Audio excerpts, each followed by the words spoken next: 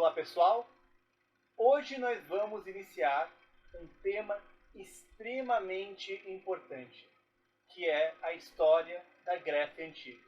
A Grécia Antiga é considerada o berço da civilização, ou seja, o local de origem, o local de nascimento da civilização ocidental. Claro, a gente sabe muito bem que isso é um tanto quanto hiperbólico, né? Um exagero. Afinal de contas, a gente passou um bom tempo agora estudando diferentes civilizações da antiguidade e nós vimos como elas influenciaram os nossos conhecimentos, a nossa cultura, o nosso modo de pensar. Mas ainda assim, a Grécia Antiga tem uma linha direta com a forma que se deu à civilização ocidental. Porque a Grécia Antiga influencia Roma, que influencia a Idade Média, que influencia a modernidade. Mas não só isso, a estética e o pensamento da Grécia Antiga são retomados no começo da modernidade durante o Renascimento. Então tem quase que uma influência dupla. Então, por causa disso, nós precisamos estudar essa civilização extremamente importante que deu origem a uma série de conceitos fundamentais para a nossa civilização, inclusive o conceito de história. A palavra história vem do grego. Então, até para uma aula de história, isso não pode ser negado.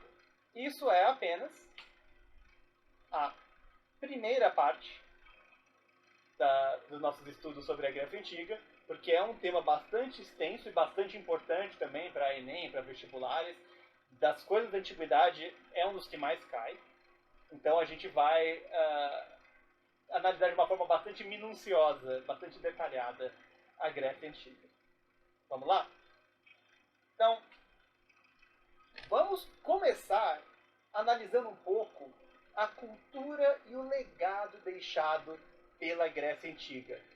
Como que ela nos influencia até hoje? Por que ela é tão importante? Eu passei um tempão falando que ela é importante, vamos ver o porquê. E sendo uma aula de história, a gente não pode começar por outro lugar que não seja a história. O desenvolvimento da história como ciência no Ocidente tem suas origens na Grécia Antiga. Heródoto, que viveu entre 485 a 425 a.C., descreveu as guerras médicas. A gente já mencionou ele um monte de vezes, ele é considerado o pai da história. Tucídides, que viveu entre 460 a 400 a.C. e escreveu sobre a Guerra do Peloponeso. Então, como eu já tinha mencionado, se eu não me engano, na nossa primeira aula, esse conceito, no Ocidente pelo menos, de que a história tem que ser interpretada de uma forma lógica, de certa forma científica, racional, tem sua origem na Grécia Antiga, porque antes disso era uma coisa muito mitologizada, fantástica, dependendo da vontade dos espíritos, dos deuses. Então não tinha muito um método de aquisição do conhecimento. Filosofia. Vários pensadores gregos buscavam a explicação do mundo através da razão e da análise crítica. Destacam-se Sócrates, Platão e Aristóteles, que são membros da mesma escola, eles são todos socráticos, né? Sócrates foi professor de Platão, que foi professor de Aristóteles, apesar de que eles introduzem cada um ideias diferentes.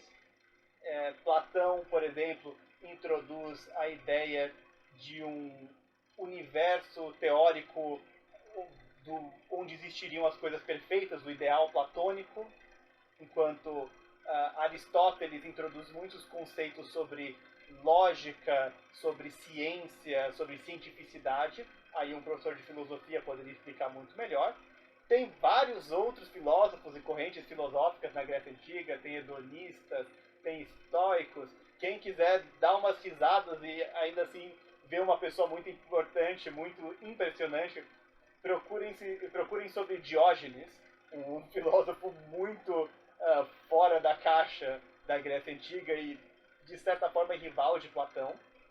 Então, e a filosofia naquela época ela era meio que indistinguível da ciência. Ela não era uma coisa separada que nem a gente tem hoje. Todos esses filósofos eles eram matemáticos, eram naturalistas, eram inventores. A filosofia era essencialmente a busca do conhecimento. Numa época em que o conhecimento era muitas vezes, como eu falei, conectado ao lendário, ao mítico. E eles estavam tentando analisar de uma forma mais racional. Ciências.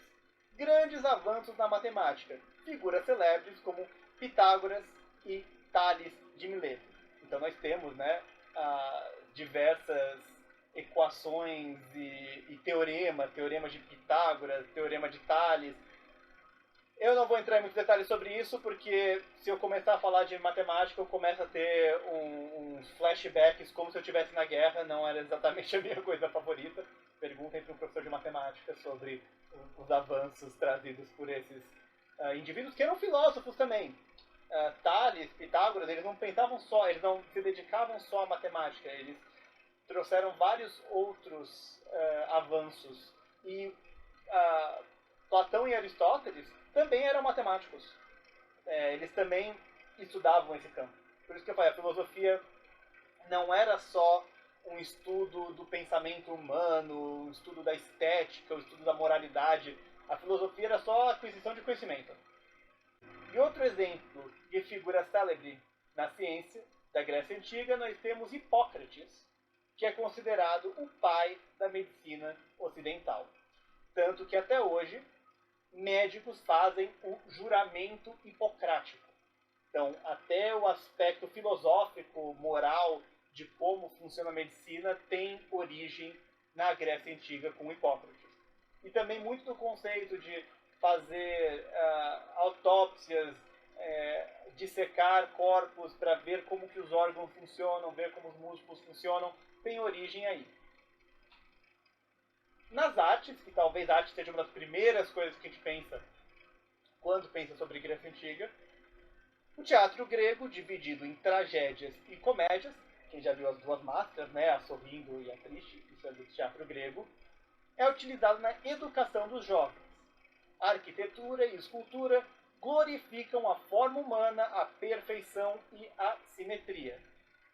Então aqui nós, por exemplo, temos o Discóbulo de Miron, Miron é o artista, feita em torno de 455 a.C., e dá para ver que é uma estátua que preza a exatidão de um ponto de vista anatômico, do ponto de vista dos detalhes, do ponto de vista das proporções humanas. É até uma forma muito matemática de fazer arte, que meio que se destaca. Quando a gente vê artes da antiguidade, ou até de períodos posteriores, elas têm a tendência a serem muito estilizadas.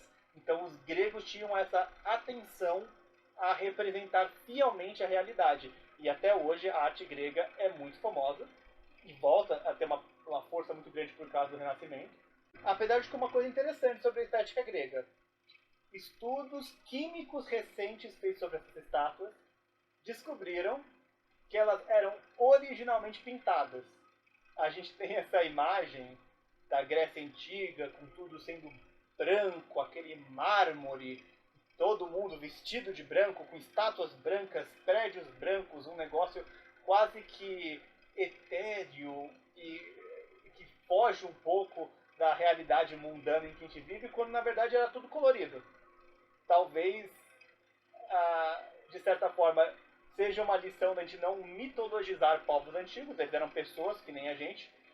Ou talvez de repente pensar que os povos antigos tinham a mesma capacidade de ser bregas que a gente, porque muitas dessas estátuas tinham cores extremamente vibrantes e que muitas vezes tinham até um contraste forte, verde com laranja, com amarelo, com vermelho. E finalmente na literatura, obras icônicas como a Odisseia e a Ilíada de Homero, a gente vai falar mais de Homero daqui a pouco. Destacam-se também autores como Píndaro, Hesíodo e a poetisa Safo. A poesia era muito importante na Grécia Antiga, porque muito do processo de educação dos jovens era na base da memorização. Os jovens recitavam até que eles fossem capazes de reproduzir o que quer que seja o assunto da história, de uma guerra, da religião, que eles tinham que aprender. E quando você coloca em formato de poesia, se torna mais fácil de você decorar. Tem uma estrutura, tem rimas. Então, por causa disso, muito da literatura grega, até as grandes obras épicas, que nem a Ilíada e a Odisseia, eram colocadas em formato de poesia, para que ficasse mais fácil delas serem recitadas e memorizadas. Bom, agora vamos falar sobre o outro aspecto que vem à mente muito rápido quando a gente fala sobre a Grécia Antiga, que é a religião e a mitologia. Acho que todo mundo aqui já viu alguma obra de ficção ou alguma obra de arte ou algo do tipo que faça referência à mitologia grega. A religião da Grécia Antiga era politeísta e antropomórfica, ou seja, tinha múltiplos deuses e os deuses tinham formato de ser humano. Deuses eram dotados de virtudes e fraquezas, assim como os mortais, podendo ser consumidos por raiva ou ciúme. Então os deuses eles não eram seres perfeitos. Muito pelo contrário, eles volta e meia cometiam erros, eles eram orgulhosos, eles eram arrogantes, eles podiam ser enganados, eles brigavam entre si. Zeus, o mais importante dos deuses, notoriamente não podia ver um rabo de saia, tinha filho à torto e à direito, e a mulher dele, a Hera, ficava furiosa com isso. Então, até briga de marido e mulher os deuses tinham. Se você ofendesse um deus, você podia ser punido horrivelmente. A história do Minotauro vem daí, de uma mulher que teria dito ser mais bela do que Afrodite, a deusa da beleza. A história da Aracne, a primeira aranha, a criação da aranha, vem daí também, de uma mulher que teria dito ser uma tecelã melhor do que Atena. Até Atena, deusa da sabedoria, ciumenta pra caramba. Deuses tinham domínio sobre aspectos da natureza ou da sociedade. Dentre os principais, pode-se citar Zeus, deus dos céus e do trovão, Poseidon, deus dos mares, bem como dos terremotos e do criador dos cavalos, Atena, deusa da sabedoria e também da guerra, mas da guerra estratégica e justa, diferente de Ares, deus da guerra violenta e cruel. E Deméter, deusa da agricultura. Tem muito mais deuses, deuses menores, deuses do submundo, deuses, semideuses, mas aí poderia até ter depois uma aula só sobre mitologia grega, mas o importante é saber que eles eram, falhos, e 2, representavam aspectos ou da sociedade ou da natureza. E aqui nós temos uma pintura do século XIX representando a estátua Zeus em Olímpia, que era uma das maravilhas do mundo antigo que foi destruída. Como a gente já tinha falado, todas as maravilhas do mundo antigo desapareceram, com exceção da Grande Pirâmide de Gizé. Gregos representavam seus ideais através da figura de heróis que encarnavam valores de sabedoria, bravura e respeito. Histórias como a de Heracles, que é muito conhecido como Hércules, mas esse é o nome romano dele, Teseu, que é o herói que derrota o Minotauro, e Perseu, que é o que salva Andrômeda e derrota a Medusa, continuam populares até hoje. Tem uma penca de herói grego que pode ser mencionado, tem Belerofonte, tem Hipólita, tem Jasão e os Argonautas. A gente vai mencionar um pouquinho mais sobre Teseu nessa aula ainda, porque ele acaba conectando um pouco com um dos períodos da Grécia Antiga.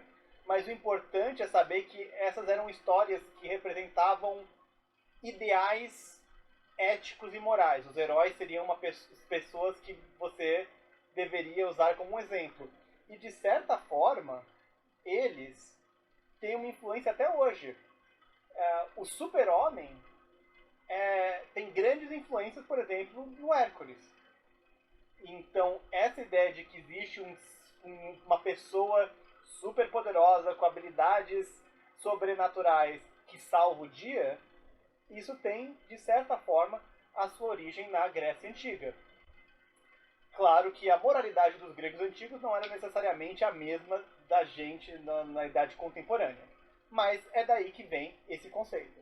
E aqui nós temos outra estátua, que é a estátua do Hércules Farnécio, que é uma reprodução ampliada de uma estátua do século IV a.C., representando o herói Hércules. Mitologia grega, extremamente presente na cultura popular, em obras literárias como a série Percy Jackson, filmes como o Hércules da Disney, ou videogames como Hades, ou Hades. Agora, vamos falar um pouco sobre a origem da Grécia Antiga, de onde chega esse povo, como ele se forma, como essas culturas aparecem. Grécia é um país europeu localizado no sul da Península Balcânica. É banhado pelo Mar Mediterrâneo, Mar Egeu e Mar Jônico. Então aqui nós temos um mapa mostrando a Península Balcânica num mapa maior, então dá para ver aqui que ela fica ao sul da Europa, fica próxima à Ásia. E aqui nós temos um mapa da Grécia, o mapa da República Helênica, que é até um bom ponto de mencionar, que em nenhum ponto os gregos se chamam de gregos. Eles se chamam de helenos. Mas aí eles entram naquela grande lista de povos que a gente não chama pelo nome deles. Aí tem os alemães, tem os japoneses, que a gente chama por um outro nome. No caso dos gregos, esse nome vem do latim. Os romanos chamavam eles de grecos. Então, acabou pegando por causa da influência do Império Romano e do latim em praticamente todas as línguas ocidentais, mas principalmente em línguas latinas, como o português. Mas a Grécia se chama hoje de República Helênica e eles se chamam de helenos. E aqui a gente pode ver um pouco mais próximo a quantidade de ilhas que ficam, tem todo um arquipélago aqui, que fica no Mar Egeu. Mar Egeu é o que fica na parte oriental da Grécia, Mar Jônico na parte ocidental. Isso vai ser relativamente importante para a gente conseguir se localizar em alguns dos momentos que a gente vai mencionar. Em torno de 2000 a.C., povos indo-europeus, jônios, aqueus, eólios e dórios ocupam o território da Grécia. Novamente os indo-europeus, a gente falou dos indo-europeus na Pérsia, a gente falou dos indo-europeus na Índia, era um povo muito importante porque eles se espalharam por um bom pedaço do mundo e várias populações hoje são descendentes deles. Esses povos entram em contato com uma civilização que já habitava a região, os cretenses ou minoicos. A gente já vai falar sobre eles. Devido ao comércio no Mediterrâneo, gregos receberam influências de vários povos, como os fenícios, egípcios e mesopotâmios. Então, a gente já tinha mencionado, quando a gente falou desses povos, a quantidade de influências que eles tiveram no mundo ocidental.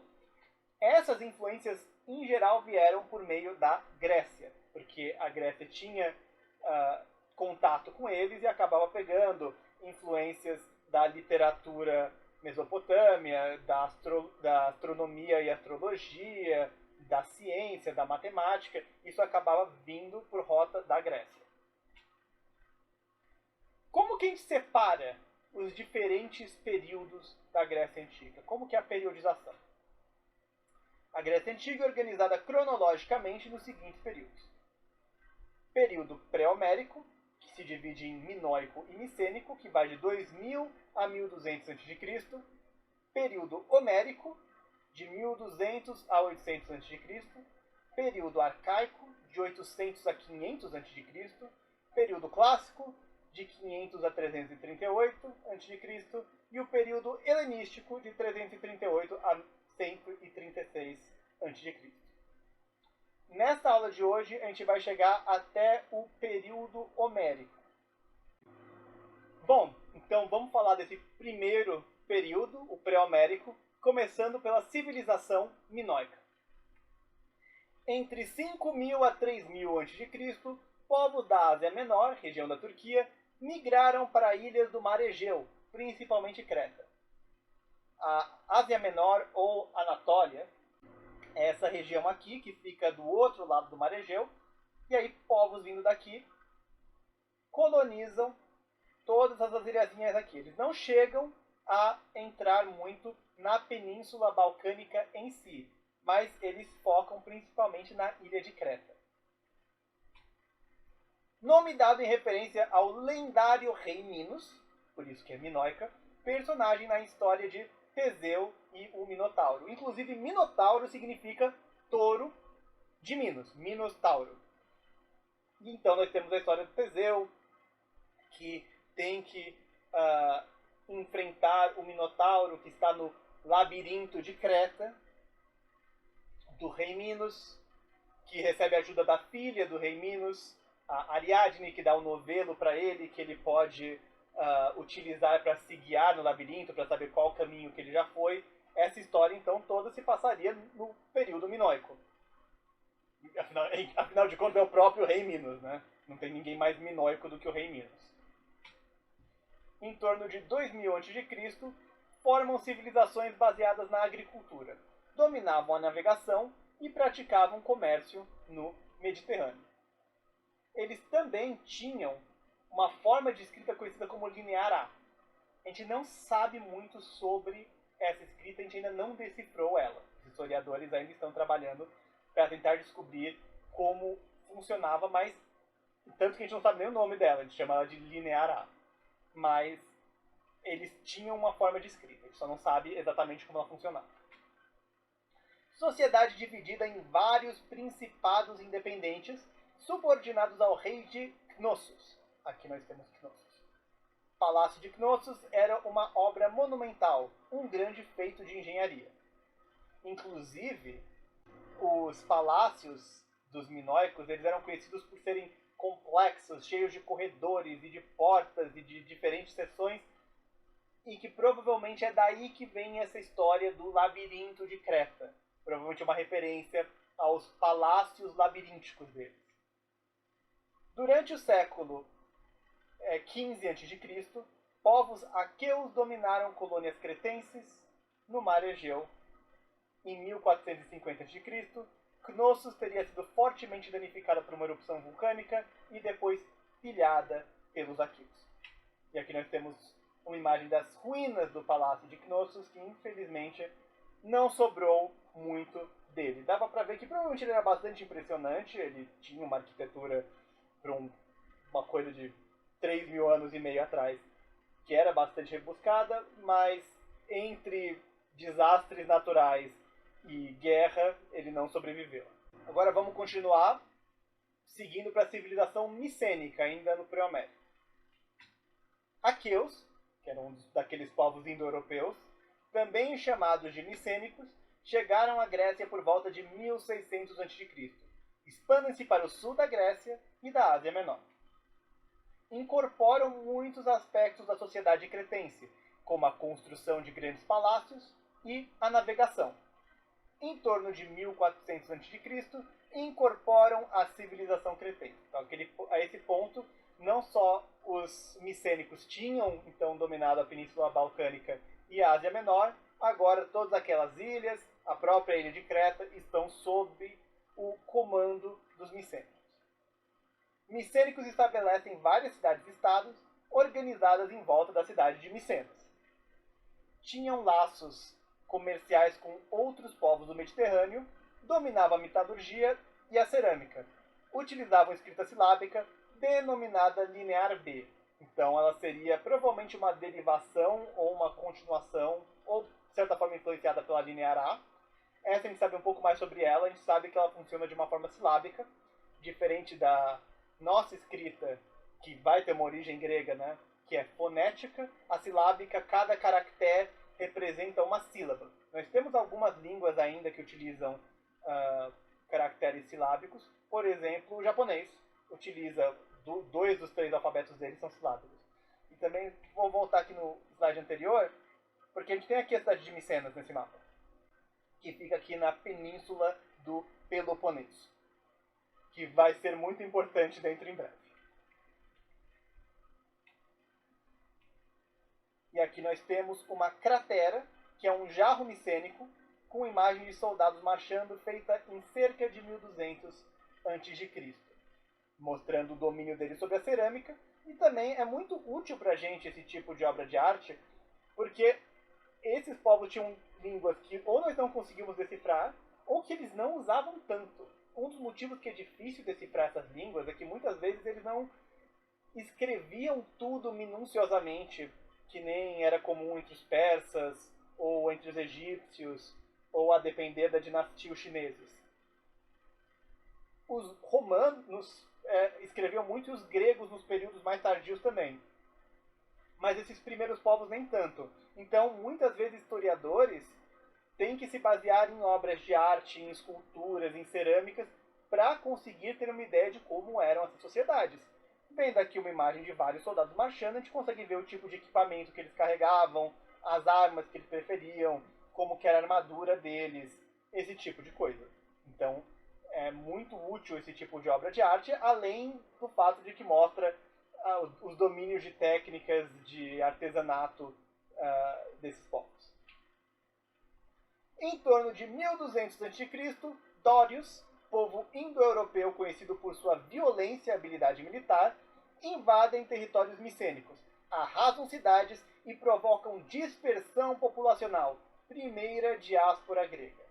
Então, primeiro que esses Dórios vão ser muito importantes um pouco adiante na história, não nessa aula, na próxima, mas eles já chegam, então, destruindo um monte de coisas, e novamente a gente vê um grande povo militar tomando conta, assim como a gente viu com os assírios, por exemplo. E essa palavra aqui, diáspora, é uma importante a gente prestar atenção nela, porque isso é uma coisa que acontece várias vezes ao longo da história. Uma diáspora é quando um povo é forçado por algum motivo a sair do seu território original e se espalhar e ir parar em vários diferentes lugares. Nós temos diáspora grega, nós temos diáspora judaica, nós temos diáspora latino-americana. Pode ser por razões de guerra, de desastre natural, de pobreza extrema. E o que acontece é que esses povos acabam ou sendo incorporados em outras regiões ou fundando suas próprias civilizações. O que a gente vai ver com os gregos. Os gregos fundaram muitas colônias fora da Grécia. E, finalmente, nós chegamos no período homérico, o último período que nós vamos ver nessa aula. Período sobre o qual historiadores não têm muito conhecimento. Invasões dóricas causaram retrocesso social e econômico e recuo populacional. O que a gente vai ver é que, por causa das invasões dóricas, grandes cidades param de existir por um tempo. O período homérico não é caracterizado pela presença de cidades e grandes reinos. A gente vai ver um pouco como eles se separavam aqui, como eles se organizavam. E pequenas vilazinhas, grupos familiares, não deixam registros tão fortes. Então existe muita coisa que a gente não sabe sobre o período homérico. Tá até no nome. Por quê? O nome do período é dado em referência a Homero, escritor da Ilíada e da Odisseia, que é fonte de conhecimento sobre esse período. A Ilíada e a Odisseia são obras literárias altamente fantasiosas. Elas têm deuses e monstros e feiticeiras e várias outras coisas do tipo. Mas ela também é misturada com fatos que provavelmente aconteceram. É uma mitificação da história. Então existe uma série de questionamentos sobre o que se dá para tirar de fato da Odisseia e da Ilíada. Principalmente porque o próprio Homero, e aqui nós temos um busto representando a imagem de Homero, que foi... Isso é uma reprodução romana de uma estátua perdida do período helenístico, que é o último período da Grécia Antiga. Um negócio que a gente não sabe nem se Homero de fato existiu. Não existem fontes biográficas muito fortes sobre a existência de Homero. Historiadores como o Heródoto mencionam Homero e fazem estimativa de quando ele teria vivido, mas seria séculos antes deles. Então, a gente não tem muita certeza se Homero é um nome atribuído a vários autores, ou se é simplesmente o nome que se dá para o autor teórico dessas obras que foram passadas por muito tempo oralmente antes de serem codificadas. Então a gente vê até o certo mistério desse período. Até o nome dele vem de uma pessoa que a gente não sabe se existiu. Surgimento dos genos. Comunidades formadas por diversas famílias descendentes de um mesmo ancestral. Então, primeiro que a gente vê que a sociedade começa a cair para pequenos grupos familiares, que nem eu tinha falado.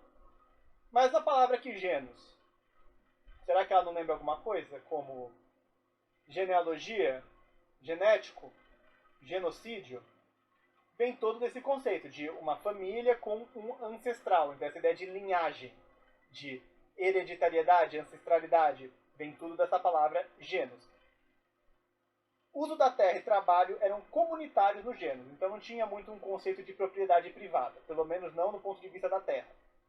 Eram liderados pelo pater, que exercia função religiosa, administrativa e jurídica. Era uma sociedade patriarcal. Familiar, patriarcal, tinha o chefe de família, e o chefe de família tomava praticamente todas as funções típicas de um governo. O que funcionava porque era uma sociedade muito pequena. Aumento populacional cria desequilíbrios. Alguns genos se desfazem e membros migram para fundar colônias no Mediterrâneo, que é a segunda diáspora grega. Fundam Bizâncio, Marsella e a Magna Grécia. Então eles fundam Bizâncio, que é hoje na região da Turquia, né, que vai ser parte do Império Bizantino, do Império Romano do Oriente. Fundam Marsella na França e a Magna Grécia na Itália, que inclui cidades como Nápoles, Tarento e Siracusa, além de outras. Então, aí sim os gregos começam a colonizar vários lugares, porque o sistema social na Grécia em si começa a não fazer sentido. Ao fim do período homérico, inicia-se a formação das frátrias, junções de vários gêneros. Início de conflitos sociais. Por quê? Nos genos era tudo essencialmente uma família ou um grupo de famílias relacionadas. Quando começam a juntar vários genos, essa igualdade que existia antes para de existir. Alguns genos são maiores, alguns têm mais terras, alguns são mais poderosos. Então existe agora uma desigualdade social. Esse negócio de trabalho coletivo, de tudo é de todo mundo, começa a não funcionar mais tão bem. E por causa disso, você começa a ver mais conflitos por poder, por terras, por recursos. Criação das primeiras polis, modelo de cidade-estado independente da Grécia Antiga. A gente vai estudar bastante sobre a polis. Esse conceito é muito importante para como funcionava a Grécia Antiga, principalmente nos períodos mais caracterizados como a Grécia Antiga mesmo, então não pré-homérico, não povos que precederam, mas sim Grécia Antiga mesmo, Esparta, Atenas, essas são todas polis. A própria palavra política vem de polis. E também é importante manter em mente que a Grécia Antiga nunca, até o período helenístico, nunca estava unificada, sendo uma única nação, um grande império. Era uma série de cidades-estado independentes, com sistemas de governo próprios. Podia ser era um reino, a outra tinha um conselho de anciões, a outra talvez até uma democracia, que é da Grécia que surge isso, a gente vai ver mais sobre isso na próxima aula. E eles se consideravam o mesmo povo, eles eram todos helenos, mas não era só porque eles eram helenos que eles eram parte da mesma nação. E finalmente comércio começa a se reanimar, moeda passa a ser utilizada. E com isso nós saímos do período homérico, nós começamos a entrar no período arcaico, mas isso continua na próxima aula, porque por mais que eu adoraria passar o resto da semana falando sobre Grécia Antiga, porque tem muita coisa que fala sobre a Grécia Antiga, eu tenho que fazer o vídeo não durar 200 horas. Então, né, eventualmente a gente tem que terminar a nossa aula. Mas nós voltaremos com a Grécia Antiga, nós estudaremos sobre a polis, sobre a democracia, sobre Esparta, sobre Alexandre o Grande. E até lá, bons estudos.